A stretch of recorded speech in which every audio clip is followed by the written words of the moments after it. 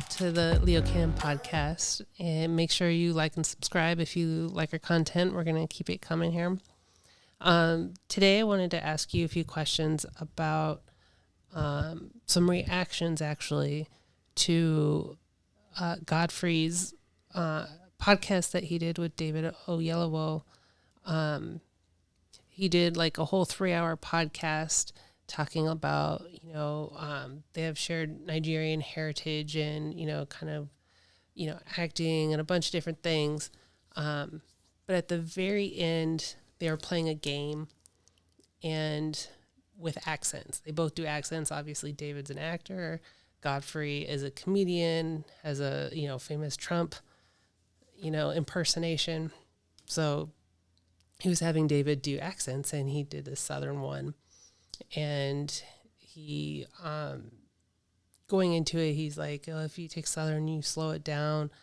And he put some subservience in it, some slavery, and you get this accent, and then you bring it back up, and it sounds Nigerian. And it was a fun thing that they were doing.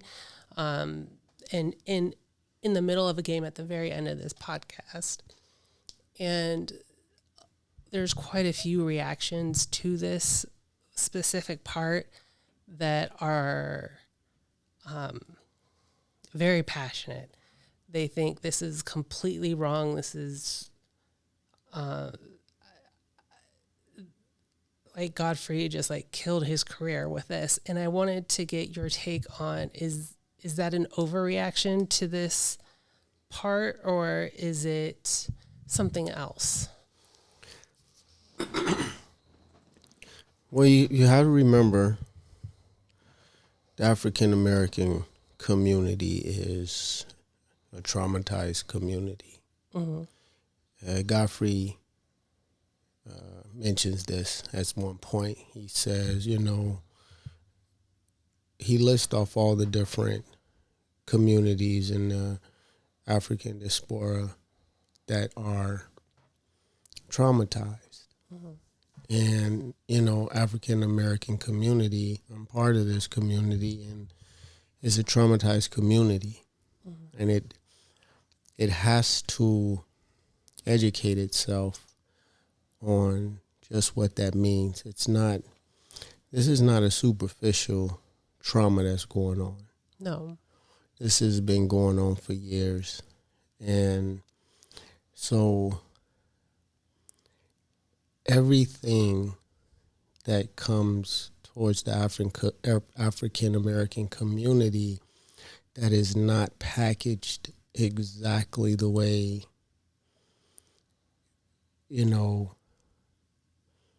they want to hear it. I don't want to say we, because I don't think like that, even though this is my community. I'm a part of this community. It just has to be packaged perfectly. Right. And, I understand where, David and Godfrey were coming from. Mm-hmm. And they're a part of this community, mm-hmm. like it or not. Doesn't matter that, they are, I don't know if they have the effects of slavery in their DNA. Mm-hmm. But it's a profound thing. And so, what David Oyelowo is just trying to say is he's trying to draw out what that hurt and that pain is. Mm-hmm. Because the way the community is reacting to Godfrey and the way the community is acting towards David Oyelowo is very hurt. Mm-hmm. And it's lashing out like, we want to disown them. They did this terrible, terrible thing. And I disagree with it. I think, it begs further examination. Mm-hmm. in what exactly Godfrey is trying to say. And it's really unfair to, he's basically saying what I'm saying, but, you take this one little bit of what he's saying and you break it open and to try and destroy his reputation, or say that he's talking down or he's condescending the community or he doesn't identify with the community. And that goes against everything that he's saying. Yes, that's even going against the name of the podcast. It's like 154. It's like one continent, 54 countries, which is Africa. Yeah. And we should all be together is what he's trying to say. And that's hard because you're dealing with a people here in America, the African American community, has been through hell. Mm-hmm. And you want the largest part of the community to come through. Yeah. We've got so many different things that's going on that's tearing the community apart. Mm-hmm. It's just, and so you want to focus on, we need to focus on a conversation that is healing it so that it is a formidable voting block, that it is able to keep the dollar within the community for as long as possible. And it is able to, the reason why you get these other immigrant communities that come to the United States, like, say, for example, the incident in South Carolina where the Asian man killed the boy, followed him, chased him 110 yards and shot him in the back. Mm-hmm. And, by the wildest stretch of the imagination, this is murder. Right. What George Zimmerman did to Trayvon Martin, this is murder. Yeah. We can fancy it up and package it up and explain it however you want to explain it, but this is murder. Mm-hmm. And these things, there's a spiritual process that's happening that takes power when you deny a community justice. Mm-hmm. And this is explained in the Zohar. Mm-hmm. There is a spiritual process to deny a community justice, and especially in the case of murder. Mm-hmm. You see what I mean?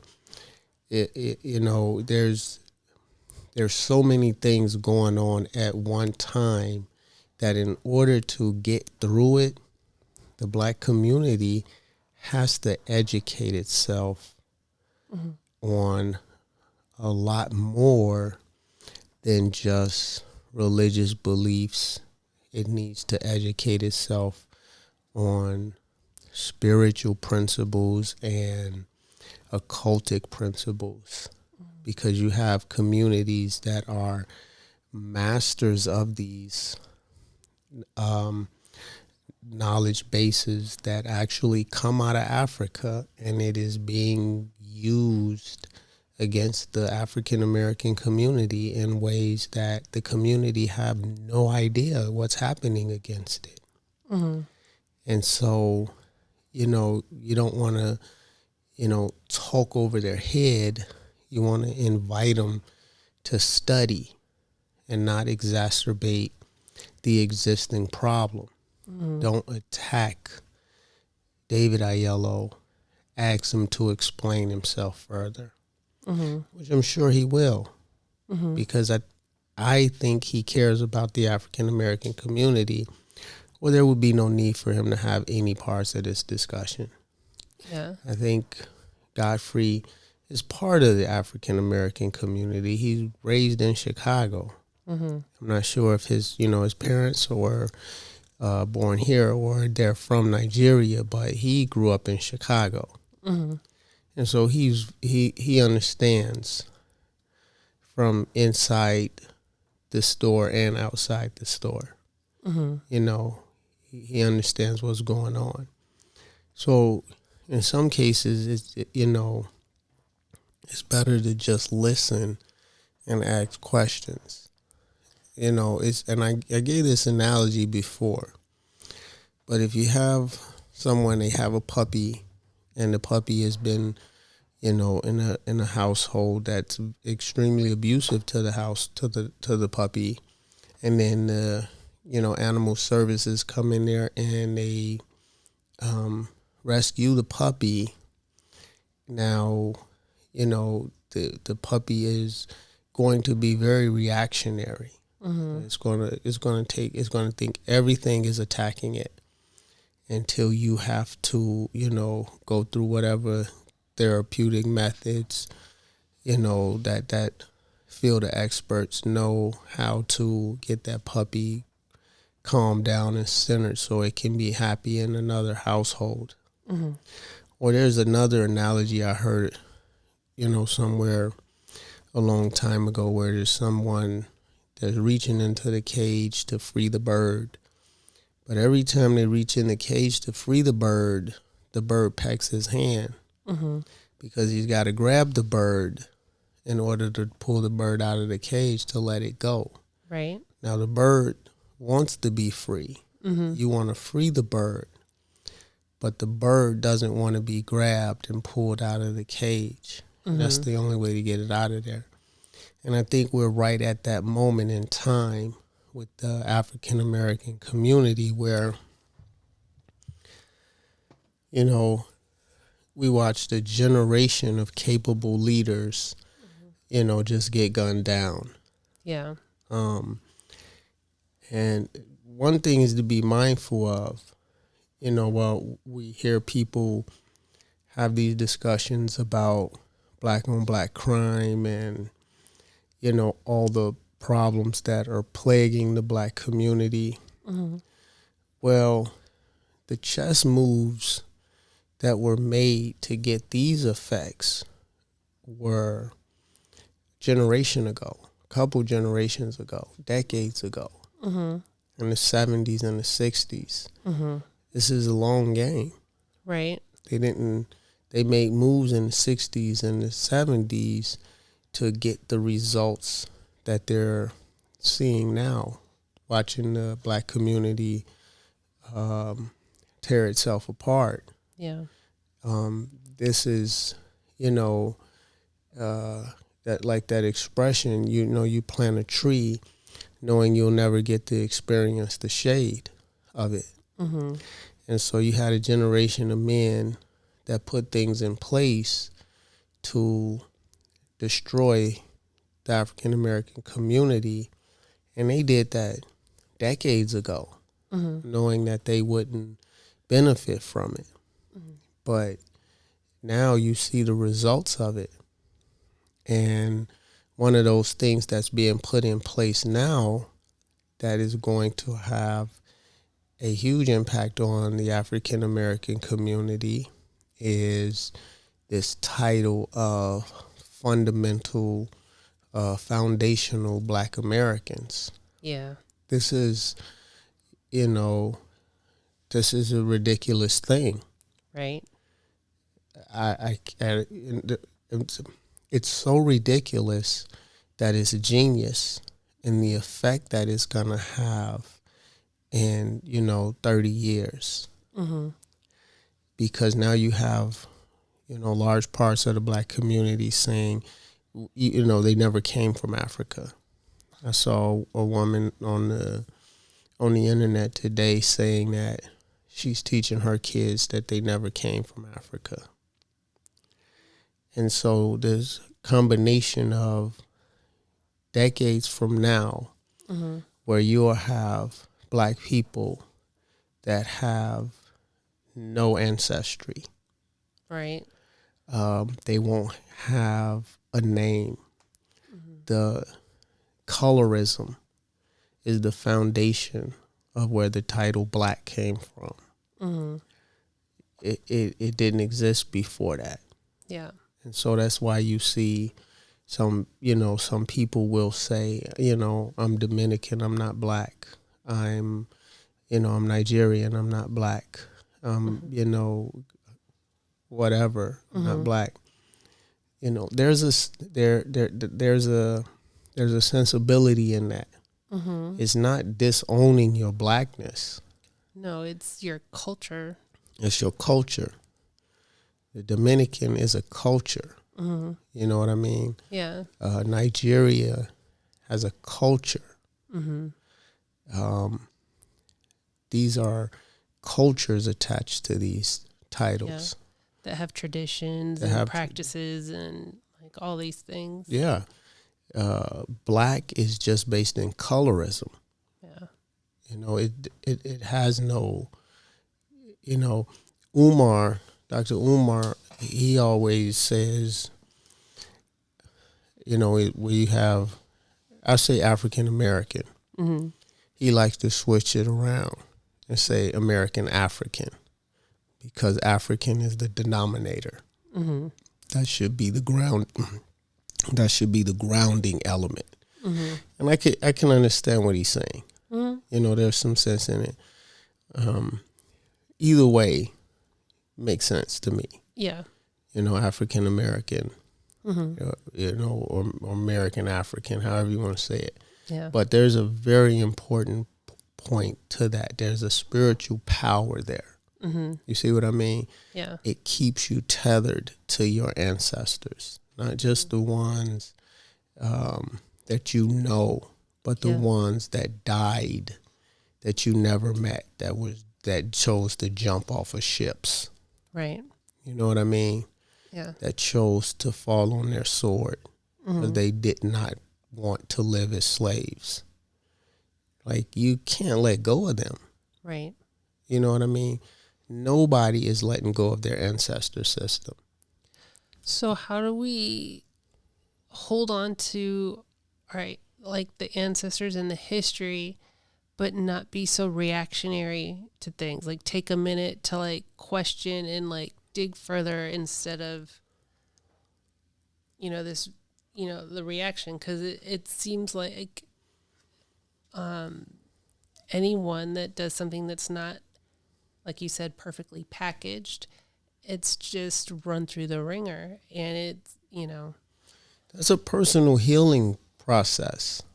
You have got to, you know, examine your belief systems, you know, and decide if that belief system is really serving you. You know what I mean? You know, ground yourself in facts. You know, spiritual laws are grounded in science and math. Belief systems are not necessarily grounded in science and math. And so, and to heal yourself, you got to get your feet on solid ground. And you want to, you know, take on a personal healing process to deal with your personal traumas, you know, the result of whatever you need to heal yourself from family and personal experiences and things like this, so that you're not taking everything personally. You know, you shouldn't be taking anything personally, even if it's meant for you to take it personally. Just observe. Don't take anything personally. You know, break everything apart to see if there's something you can benefit from it. Don't just throw everything way out of hand. Is there any truth in what Oyelowo is saying? Is there something in there that you can use personally? Is there something in what Godfrey is saying that you can use personally as part of your process to heal yourself? Can you look at their experiences and their paths and just don't toss them away and say that they don't give a shit about the African American community? Because, come on, you know that's not true. Oh, yeah. Like earlier in the episode, David's talking about how he started and is building a school for girls in Nigeria to get education in an area where it's not easy for them to get education. And he said he started with 6. Now he's up to like 50. He's gotten grants from the Gates Foundation and Oprah, and like he's really working to help the community. Oyelowo said that? Yeah. That's big. Yeah. That's big. Yeah. Now, you take something like that and you crack that egg open and try to understand what's motivating him to do that. Mm-hmm. What's motivating him to have these conversations. Mm-hmm. And, don't take things personally and get offended by it. Just, looking intrinsically within yourself and to see what is it about what he's saying that's triggering you. Right. Is there something in his success? Is there something in his personal experience that offends you that may not have anything to do with what he's saying? Right. It may just have something to do with his personal experience. And it's just a question. Yeah. You have to be very careful with when you're dealing with trauma. Mm-hmm. You know what I mean? And because the healing starts from the inside.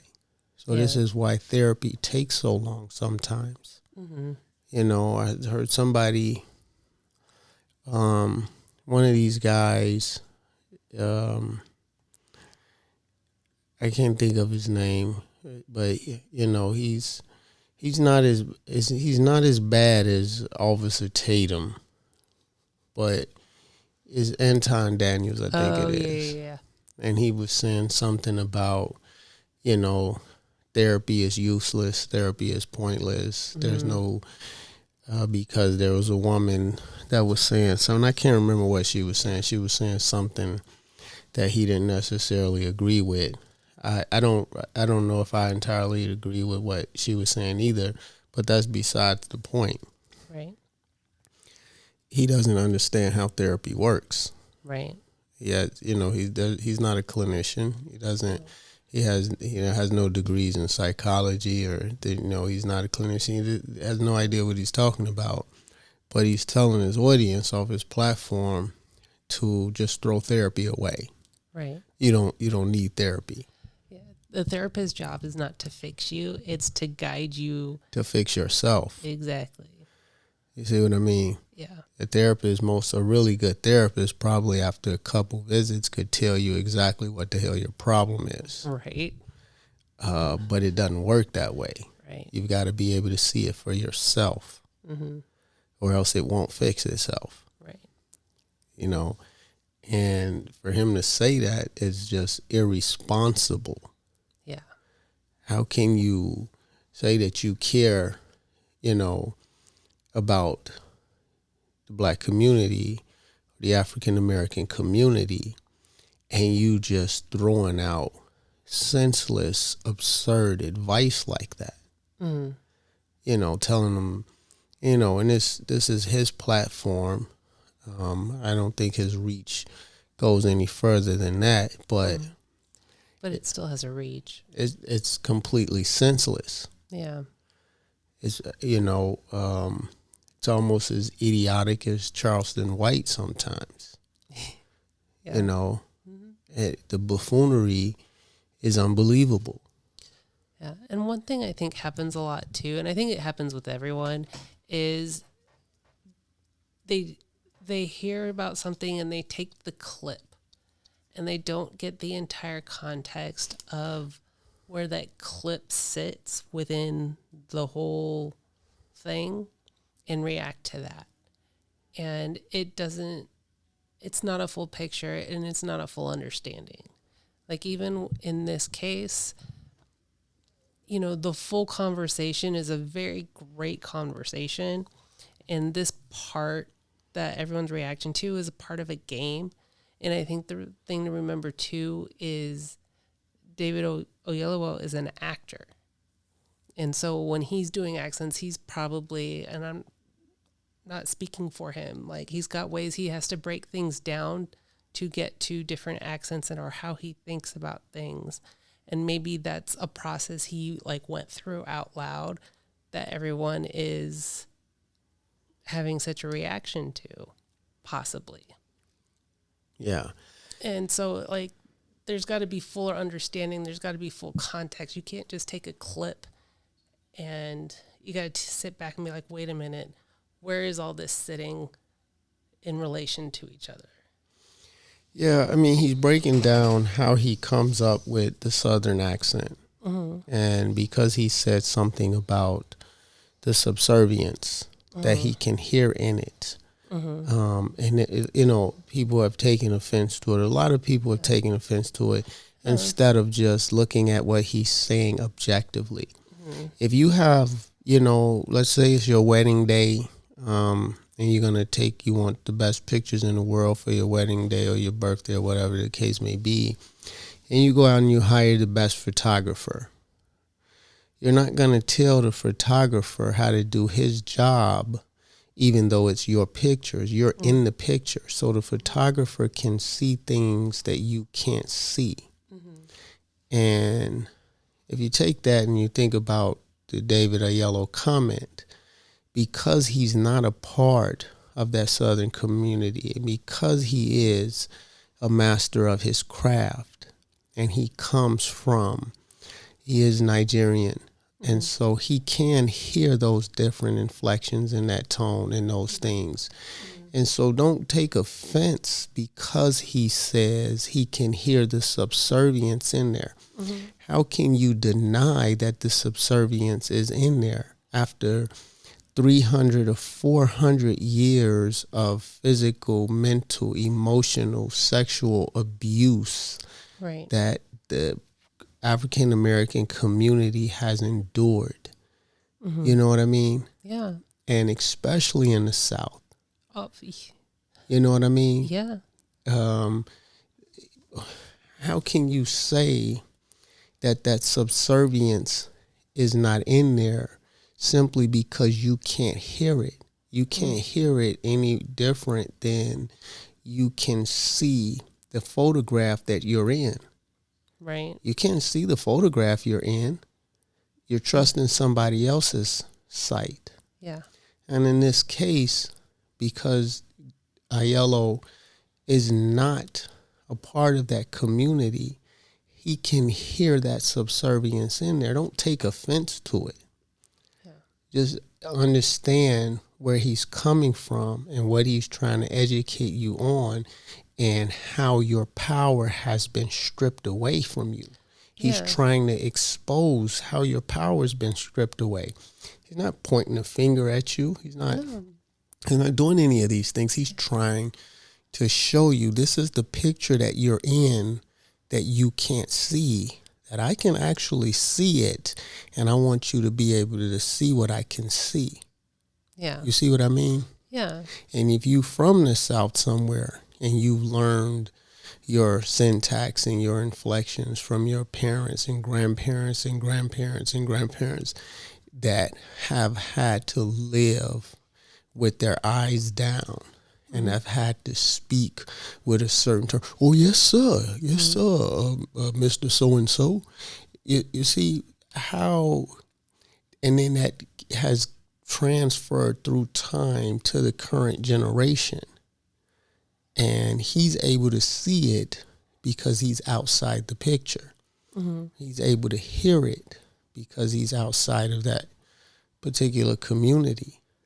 So we've got to start having,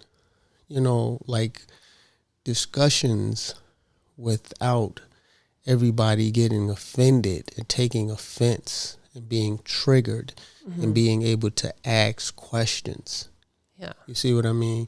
So as a community, the healing process can begin. And we got to get the coons out of there. The Anton Daniels, or they've got to educate themselves a little bit more on what they're doing that's harmful for their own community, whether they're doing it for a few bucks. I don't think there's no saving Tatum, though. I don't think he'll ever realize. I don't think he'll ever realize how far gone he is. I don't know. I think I don't know what to say about this guy. Right. He's kind of astounding. Yeah, he is astounding to me. I don't know what to think about him. I've you know, I don't think I've ever met anybody like him. No matter what happens, no matter what it is, he's going to side against the African American community. Mm-hmm. You know, it could be a mom walking her kid to school and somebody comes up and shoots her, and he's going to find a way to blame her. Right. She was aggressive. That's how ridiculous he has been. Yeah. He will find a way to blame her. Yeah. So, but we know ended on the David Oyelowo comment and the Godfrey comment. Listen, these guys are trying to have an intelligent conversation about the trauma that's plaguing these communities so that we can move forward into the next generation, into the next century as a healed community, as a well-informed community, as a cohesive community, and, contribute in ways as a community where people understand this community can't just be manipulated for their vote. It can't be manipulated for their dollar and things like that. So, I mean, the conversation has to begin somewhere. It has to begin somewhere, and they want to bring everyone together. So it's one voice.